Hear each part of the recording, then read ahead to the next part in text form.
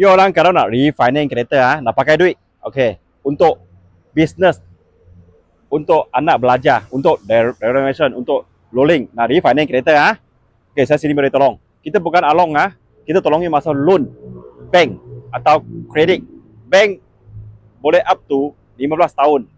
10 tahun punya kereta ni boleh 5 tahun. Okey, kredit boleh 20 tahun. Memang 10 tahun punya kereta boleh masih 9 tahun. Tapi maksimum 9 tahun bank interest 3 lebih. Kalau kredit 5, 6, 7%. So bergantung kepada dokumen awak boleh pergi kredit ke masuk bank. Dua-dua kita ada kita bukan along you tak payah risau. Kereta tak perlu garai kedai. Kereta ambil balik. Geran ambil balik. Everything insurance notek semua ambil balik. Kita tak ada lock orang punya kereta. Sebab kita tolong you masuk bank. Masuk kredit.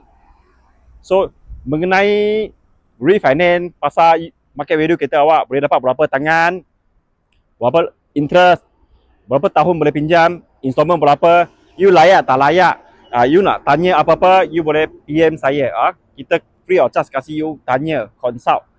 Kita tak charge soal duit apa-apa. Ngam you baru buat refinance. Tanggam at least you pun dapat pengetahuan.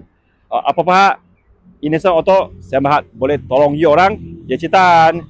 Sekian. Terima kasih.